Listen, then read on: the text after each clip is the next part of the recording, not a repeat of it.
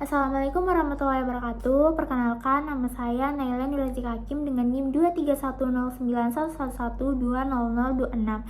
Baik, di sini saya akan menjelaskan mengenai anatomi organ sensoris pada manusia. Yang pertama itu ada mata. Nah, di sini kita bisa melihat anatomi eksternal pada mata. Yang pertama itu ada supersilia atau alis. Nah, fungsi dari supersilia ini sendiri yaitu dia tuh melindungi mata dari keringat dan debu. Selanjutnya itu ada silia atau bulu mata. Dia fungsinya melindungi mata dari partikel kecil seperti debu. Selanjutnya itu ada palpebra superior. Dia ini merupakan kelopak mata atas. Nah, fungsinya untuk melindungi mata dan membantu menyebarkan air mata. Selanjutnya ada palpebra inferior. Dia fungsinya sama seperti palpebra superior tadi, yaitu melindungi mata dan membantu menyebarkan air mata. Selanjutnya itu ada caruncula lacrimalis, yaitu merupakan struktur kecil di sudut medial mata yang mengandung kelenjar untuk menghasilkan cairan pelumas. Terus selanjutnya ada pupil. Nah, pupil ini merupakan lubang di tengah iris yang mengatur jumlah cahaya yang masuk ke mata. Selanjutnya itu ada iris. Nah, dia ini merupakan bagian berwarna dari mata yang mengatur ukuran dari pupil. Selanjutnya itu ada commissura palpebrarum lateralis. Dia ini merupakan tempat pertemuan kelopak mata atas dan bawah di sisi lateral. Selanjutnya ada commissura palpebra medialis. Dia tuh tadi sama tempat pertemuan kelopak mata atas dan bawah, tapi dia tuh dari sisi medial. Selanjutnya tuh ada rima palpebra. Rima palpebra ini sendiri merupakan celah antara kelopak mata atas dan bawah yang terbuka untuk penglihatan. Terus yang terakhir itu ada konjungtiva.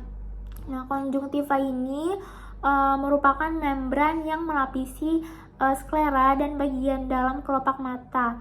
Fungsinya untuk melindungi mata dan nantinya menjaga kelembapan mata. Baik, selanjutnya itu ada lacrimal apparatus. Nah, dia tuh nanti yang bertanggung jawab untuk produksi air mata. Yang pertama itu ada glandula lacrimalis. Nah, dia tuh merupakan kelenjar lakrimal yang memproduksi air mata. Dia tuh terletak di lateral superior dari mata. Terus selanjutnya itu ada ductus excretorius glandula lacrimalis. Dia tuh merupakan saluran ekskretoris yang membawa si air mata dari glandula lacrimalis ke permukaan mata. Di situ ada untuk lacrimalia. Dia tuh merupakan lubang kecil di sudut medial kelopak mata yang nantinya akan mengumpulkan air mata dari permukaan mata. Terus selanjutnya itu ada canaliculus lacrimalis superior. Nah, si saluran lacrimal superior ini yang nantinya mengalirkan air mata dari punctum lacrimal ke sulcus lacrimalis. Selanjutnya itu ada canaliculus lacrimalis inferior. Dia ini merupakan saluran yang juga nanti akan membawa air mata dari punctum ke sulcus lacrimalis. Selanjutnya ada sulcus lacrimalis. Ini merupakan kantung yang menerima air mata dari canaliculus lacrimalis superior dan inferior. Selanjutnya ada ductus nasolacrimalis, yaitu merupakan saluran yang membawa air mata dari sulcus lacrimalis ke kavitas nasi atau rongga hidung. Selanjutnya ada concha nasalis inferior. Ini merupakan struktur di dalam kavitas nasi yang menjadi tempat aliran air mata setelah melewati ductus nasolacrimalis. Selanjutnya ada kavitas nasi. Nah, si kavitas nasi ini nantinya merupakan tempat akhir di mana air mata tuh dialirkan dari ductus nasolacrimalis. Baik, selanjutnya itu ada otot-otot ekstraokular mata. Nah, masing-masing otot tersebut ini nanti mempunyai fungsi atau bertanggung jawab atas gerakan mata dari berbagai arah. Nah, yang pertama tuh ada musculus rectus superior. Nah, dia tuh nanti bertanggung jawab untuk elevatio atau mengangkat bola mata sedikit, abductio atau menggerakkan mata ke dalam, dan intorsio yaitu memutar bagian atas bola mata ke arah hidung. Terus selanjutnya ada musculus rectus inferior. Dia tuh nanti bertanggung jawab untuk depresio yaitu menurunkan pola mata. Terus ada abduksio menggerakkan mata ke dalam, dan ekstorsio yaitu memutar bagian atas bola mata menjauhi hidung. Selanjutnya ada musculus rectus medialis. Dia tuh bertanggung jawab untuk abduksio atau menggerakkan bola mata ke dalam. Selanjutnya ada musculus rectus lateralis. Dia nanti bertanggung jawab untuk abduksio atau menggerakkan bola mata ke arah luar. Selanjutnya ada musculus obliquus superior yang nantinya bertanggung jawab untuk intorsio atau memutar bola mata ke dalam. Selanjutnya nanti juga depresio atau menurunkan bola mata, dan sedikit abduksio atau menggerakkan bola mata ke arah luar. Yang terakhir itu ada musculus obliquus inferior yang nantinya akan bertanggung jawab untuk ekstorsio atau memutar bola mata keluar, ada elevatio atau mengangkat bola mata, dan sedikit abduksio yaitu menggerakkan bola mata ke arah luar. Nah, baik, selanjutnya kita masuk ke anatomi internal mata. Di situ ada kornea. Nah, kornea ini merupakan lapisan depan mata yang transparan. Kornea ini memiliki bentuk melengkung dan bekerja seperti lensa, yaitu untuk memfokuskan cahaya yang masuk. Nah, karena dia tidak memiliki pembuluh darah, jadinya kornea ini bergantung pada aqueous humor untuk mendapatkan nutrisi. Nah, di situ ada aqueous humor. Nah, dia tuh merupakan cairan jernih yang mengisi ruang antara kornea dan lensa mata. Nah, cairan ini berperan dalam menjaga tekanan intraokular dan menyediakan oksigen serta nutrisi bagi kornea dan lensa. Terus selanjutnya itu ada iris, tadi sudah saya sebutkan. Nah, iris ini merupakan struktur berpigmen yang mengelilingi pupil. Iris ini merupakan bagian berwarna dari mata, dan otot-otot di dalam iris ini nanti mengatur ukuran pupil dalam menanggapi perubahan cahaya. Selanjutnya itu ada pupil, juga sudah saya sebutkan tadi. Dia tuh merupakan lubang di tengah iris yang memungkinkan cahaya masuk ke dalam bola mata. Nah, pupil ini tuh dapat mengecil atau membesar melalui proses yang dikontrol oleh otot-otot pada iris. Dia tuh tergantung pada intensitas cahaya. Selanjutnya itu ada lensa. Nah, lensa ini merupakan struktur transparan yang berada di belakang pupil. Nah, lensa ini fleksibel dan dapat berubah bentuk untuk memfokuskan cahaya yang datang dari berbagai jarak, atau biasa kita sebut dengan akomodasi. Nah, dia tuh nanti bekerja sama dengan kornea untuk memfokuskan cahaya pada retina. Terus selanjutnya ada retina. Nah, retina ini merupakan lapisan sensitif cahaya yang melapisi bagian dalam bola mata. Retina ini mengandung dua jenis sel fotoreseptor, yaitu ada sel batang dan sel kerucut. Nah, sel batang ini fungsinya bertanggung jawab untuk penglihatan dalam cahaya gelap dan deteksi gerakan. Sedangkan untuk sel kerucut, dia tuh bertanggung jawab untuk penglihatan warna dan ketajaman visual dalam cahaya yang terang. Nah, retina ini juga memiliki makula atau area kecil yang nantinya bertanggung jawab untuk penglihatan sentral yang paling dalam. Nah, selanjutnya itu ada retina. Nah, retina ini merupakan lapisan sensitif cahaya yang melapisi bagian dalam bola mata. Nah, sel retina ini terbagi menjadi 6 macam sel. Yang pertama ada sel reseptor atau fotoreseptor. Sel reseptor ini terbagi lagi menjadi 2, yaitu ada sel batang dan sel kerucut. Untuk sel batang ini nanti akan bertanggung jawab untuk penglihatan gelap. Terus untuk sel kerucut nanti akan bertanggung jawab untuk penglihatan berwarna dan terang. Selanjutnya itu ada sel horizontal. Nah, dia itu terletak secara lateral menghubungkan sel kerucut dan sel batang ke satu sama lain dan ke sel bipolar. Selanjutnya itu sel bipolar. Dia nanti meneruskan sinyal dari fotoreseptor ke sel ganglion. Selanjutnya ada sel amakrin. Sel amakrin ini nanti akan menghubungkan secara lateral antara sel bipolar dan sel ganglion atau sel ganglion satu sama lain. Selanjutnya itu merupakan sel ganglion. Nah, sel ganglion ini nanti meneruskan sinyal dari sel bipolar untuk dilanjutkan ke saraf optikus yang akan ditafsirkan di korteks cerebri atau otak.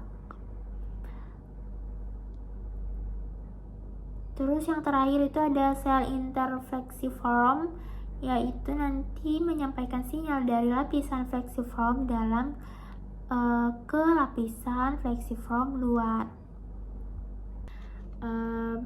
Baik, selanjutnya kita ke bagian telinga. Nah, di telinga itu dimulai dari auricula atau daun telinga. Nah, daun telinga atau auricula ini fungsinya untuk mengumpulkan getaran agar nanti terlokalisasi. Terus dia tuh ampesonnya aprox yaitu 5-6 dB. Terus bisa dilihat strukturnya itu ada konka, ragus, antrigus, helix, antihelix, sama lobul. Baik, selanjutnya kita ke meatus axoticus. Nah, ini merupakan saluran telinga luar yang berbentuk seperti tabung yang nantinya berfungsi menghubungkan antara bagian luar telinga ke daun telinga dengan bagian tengah telinga. Nah, dia tuh nanti sepertiganya tersusun dari kartilago dan 2/3-nya tersusun tulang atau os mastoideus. Terus nanti panjangnya sekitar 1 inci atau 2,5 cm dan bentuknya seperti huruf S. Mengapa bentuknya seperti huruf S?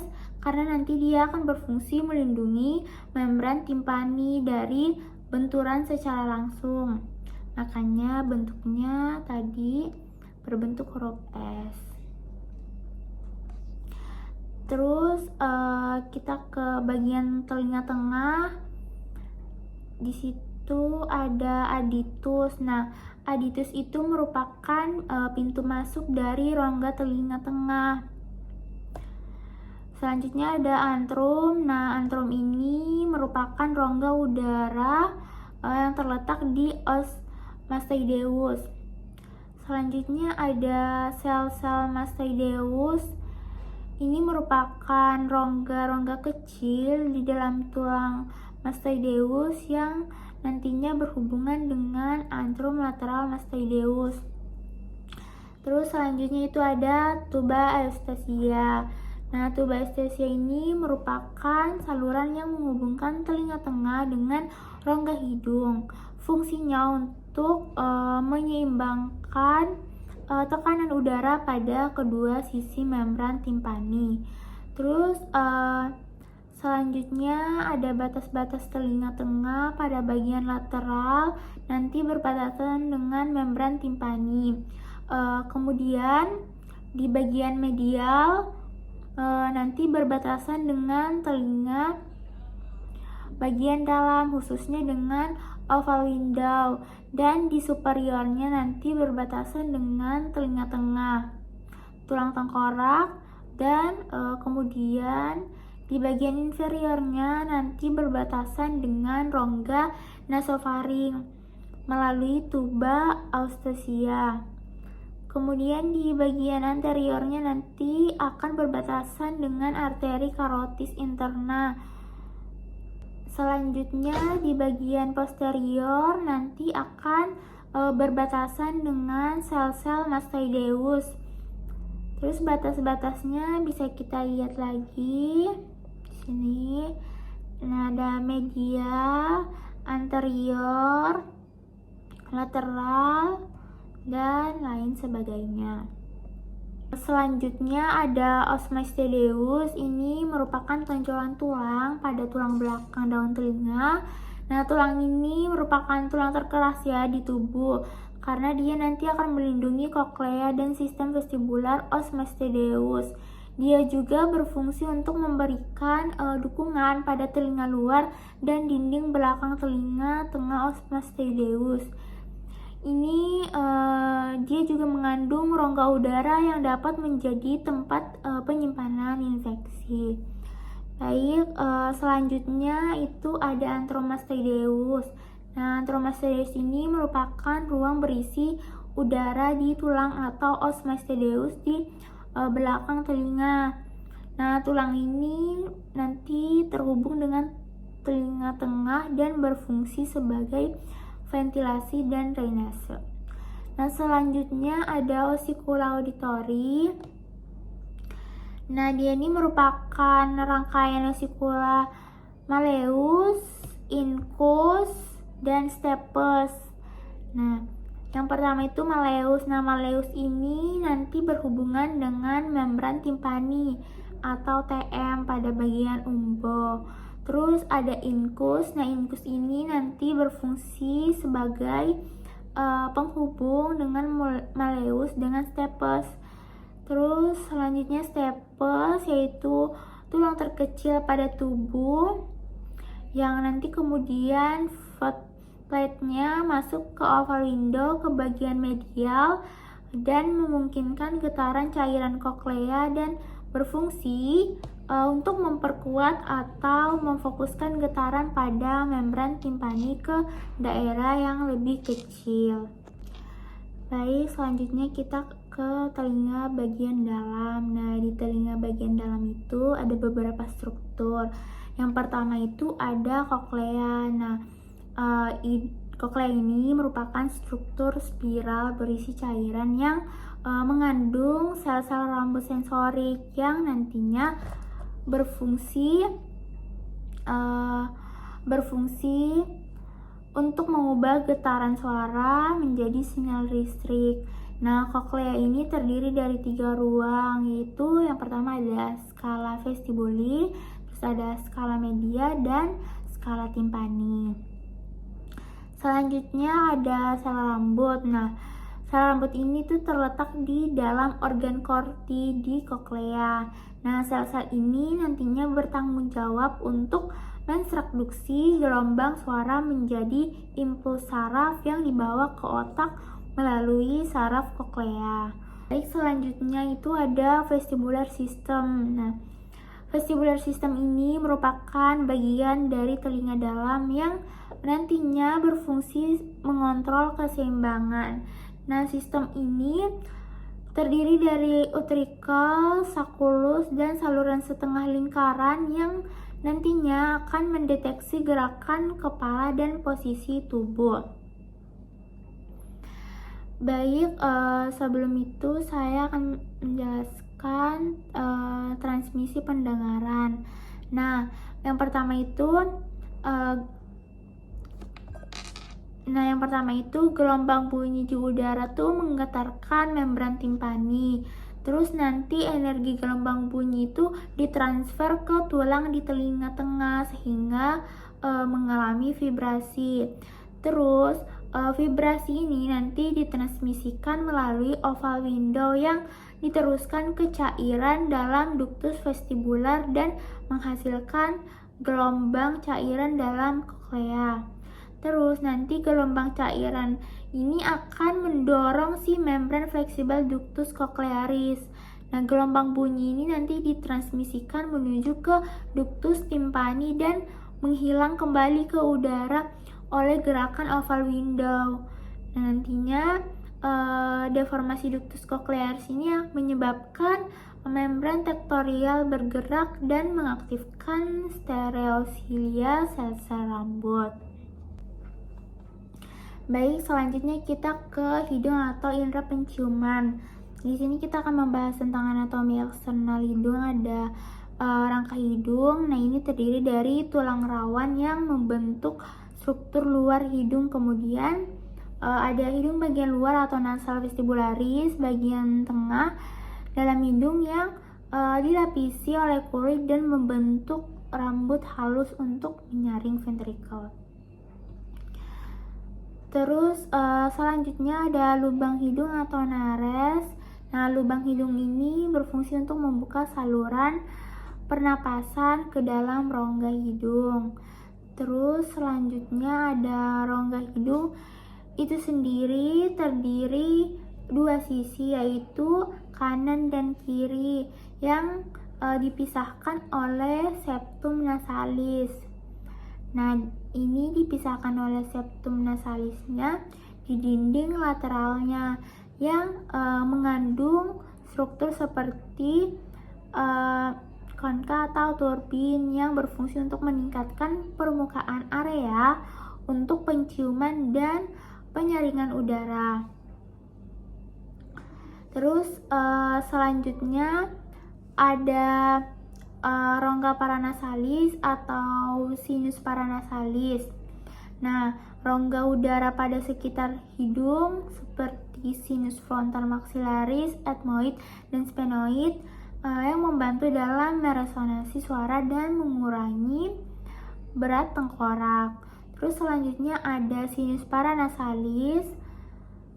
Kemudian ada ostium dari sinus paranasalisnya.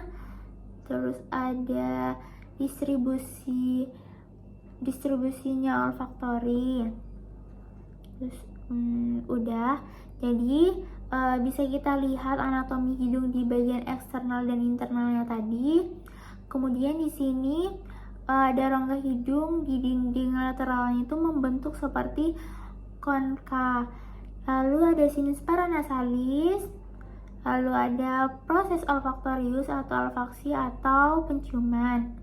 Jadi di sini ada epitel olfaktori. Nah, di epitel olfaktori ini yang terletak di bagian superior rongga hidung dan terdiri dari sel-sel olfaktori yang nantinya mendeteksi bau. Nah, epitel olfaktori ini memiliki sel-sel basal dan juga sel-sel pendukung yang nantinya memberikan dukungan struktural. Selanjutnya ada bulbus olfaktorius. Nah, ini merupakan struktur di dasar otak yang nantinya menerima sinyal dari sel-sel olfaktori. Terus si bulbus olfaktoris ini nanti akan mengirimkan sinyal ini ke berbagai bagian otak, termasuk korteks olfaktori yang memproses dan mengenali bau. Terus yang terakhir itu ada saraf olfaktoris. Nah, untuk saraf olfaktoris ini merupakan saraf kranial pertama yang nantinya akan membawa informasi penciuman dari hidung ke otak. Baik, selanjutnya di sini kita akan membahas mengenai organ sensoris yang bertanggung jawab untuk rasa atau pengecap, yaitu lidah.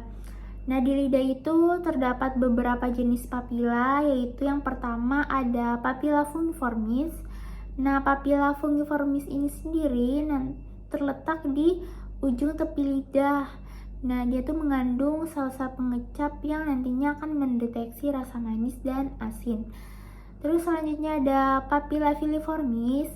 Nah, dia tuh berfungsi untuk memberikan tekstur pada permukaan lidah, namun tidak terlibat dalam pengucapan. Terus selanjutnya itu ada papilla circumvallata. Nah, papilla ini tuh terletak di bagian belakang lidah. Nah, si papilla circumvallata ini juga nanti bertanggung jawab untuk mendeteksi rasa pahit. Terus untuk saraf pada organ sensoris pengecap ini ada nervus facialis, terus ada nervus glossopharyngeus yang nantinya akan membawa informasi tentang rasa ke otak. Baik, di sini kita bisa melihat macam-macam rasa, yaitu ada asam, asin, manis, dan pahit. Untuk asam itu lokasinya 2/3 samping lidah, terus asin berada di ujung lidah, terus manis di ujung lidah juga. Terus untuk pahit terletak di posterior lidah dan palatum molar. Baik, di sini kita akan membahas mengenai 12 nervus cranialis. Nah, yang pertama itu ada nervus olfactorius yang nantinya akan berhubungan dengan penghidup. Terus ada nervus opticus yang nanti akan berhubungan dengan penglihatan. Terus ada nervus oculomotorius yang nantinya juga akan berhubungan dengan refleks pupil, gerakan kelopak mata, dan gerakan bola mata. Terus selanjutnya ada nervus trochlearis yang nantinya juga akan berhubungan dengan gerakan mata. Terus ada nervus trigeminus yang nantinya juga berhubungan dengan sensasi wajah dan mastikasi. Terus selanjutnya ada nervus abducens yang berhubungan dengan gerak mata. Terus selanjutnya nervus ke-7 ada nervus facialis, nanti berhubungan dengan otot mimik dan kelenjar ludah. Terus yang ke-8 itu ada nervus vestibulocochlearis yang nantinya akan berhubungan dengan pendengaran dan keseimbangan. Terus yang ke-9 ada nervus glossopharyngeus yang nantinya akan berhubungan dengan paring. Terus yang ke-10 ada nervus vagus yang nantinya akan berhubungan dengan organ interna, yaitu pulmo, cor, tract digestivus. Terus yang ke-11 itu ada nervus accessorius yang nantinya akan berhubungan dengan otot leher, yaitu otot trapezius dan otot sternocleidomastoideus. Terus yang ke-12 itu ada nervus hypoglossus yang nantinya akan berhubungan dengan gerak lidah. Nah, selanjutnya kita akan menjelaskan mengenai sistem saraf pusat. Nah, untuk sistem saraf pusat itu terdiri dari mesencephalon, miencephalon, telencephalon, diencephalon, dan metencephalon. Terus sistem saraf pusat ini terdiri dari otak dan juga sumsum tulang belakang. Nah, 3 bagian otak utamanya itu yaitu ada mesencephalon atau otak tengah yang berfungsi untuk mengontrol fungsi motorik, penglihatan, dan pendengaran. Juga itu terlibat dengan refleks visual dan juga auditori. Terus selanjutnya ada diencephalon. Dia ini mengandung talamus yang merupakan penerusan sinyal sensori. Terus ada hipotalamus yang nantinya akan mengatur suhu tubuh, rasa lapar, dan juga haus. Terus singkatnya. Terus ada telencephalon juga di sini. Telencephalon ini merupakan bagian terbesar dari otak dan terdiri dari korteks cerebri yang merupakan struktur yang berfungsi sebagai memproses informasi berpikir dan pengendalian motorik selanjutnya. Terus ada juga basal gang. Nah, ia dan limbik system yang berfungsi untuk mengatur emosi dan juga memori selanjutnya. Baik, di sini ada gerak motorik dan gerak sensorik. Nah, yang pertama itu ada gerak motorik. Nah, untuk gerak motorik ini untuk cerebrum sinistrum atau otak bagian kiri itu bertanggung jawab mengendalikan cerebrum dextrum atau otak kanan. Nah, sebaliknya si cerebrum dextrum itu nanti juga mengendalikan si cerebrum sinistrum atau otak kiri. Nah, ini tuh terjadi melalui proses yang disebut dekasatio. Nah, di mana si serabut saraf itu menyilang dari satu sisi ke sisi yang lainnya, sehingga masing-masing sisi otak itu mengontrol sisi yang berlawanan. Terus selanjutnya di sini ada tractus corticospinalis, yaitu jalur motorik yang membawa sinyal dari cortex motoricus menuju ke musculus skeletal melalui medula spinalis atau sumsum tulang belakang. Nah, jalur ini tuh melewati medula oblongata, tempat di mana terjadi dekasatio piramidum tadi yang sudah saya jelaskan. Nah, terus selanjutnya ada neuron motoricus superior. Nah, ini nanti yang akan mengirimkan sinyal dari cortex motoricus inferior ke otot-otot rangka untuk menghasilkan gerakan. Nah, jalur inilah yang memastikan koordinasi yang tepat antara otak dan otot sehingga tubuh itu dapat melakukan gerakan yang diinginkan. Terus selanjutnya ke gerak sensorik. Nah, di sini tuh merupakan jalur tractus spinothalamicus, yaitu bagian dari sistem anterolateral yang bertanggung jawab untuk membawa informasi sensorik seperti nyeri, suhu, dan juga sentuhan kasar. Nah, proses ini tuh dimulai ketika reseptor sensorik menangkap rangsangan seperti nyeri atau perubahan suhu di kulit atau jaringan tubuh. Nah, informasi ini nanti ditransmisikan oleh neuron sensoris primarius yang terletak di ganglion radicus dorsalis. Nah, dari ganglion ini sinyal tuh nanti diteruskan ke medula spinalis, tempat si neuron sensoris primarius ini berhubungan dengan neuron sensoris sekundarius.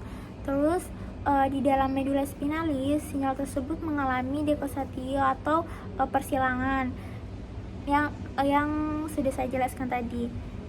Nah, dia tuh nanti akan berlawanan dan naik melalui tractus spinothalamicus ke arah otak. Nah, sinyal ini mencapai talamus, lebih tepatnya tuh di nucleus ventralis posterolateralis yang berfungsi sebagai pusat tempat pemrosesan sinyal sensorik dan menyiapkan sinyal untuk diteruskan lebih lanjut ke bagian otak. Nah, selanjutnya nanti sinyal sensorik dari talamus ini dikirimkan ke cortex hematosensorius primarius di lobus parietalis, tempat si sinyal tersebut diproses. Nah, disinilah otak tuh dapat merasakan dan merespon rangsangan sensori seperti suhu, nyeri, atau sentuhan kasar. Baik, mungkin itu saja yang bisa saya sampaikan. Kurang lebihnya mohon dimaafkan. Wabillahi taufiq wal hidayah. Wassalamualaikum warahmatullahi wabarakatuh.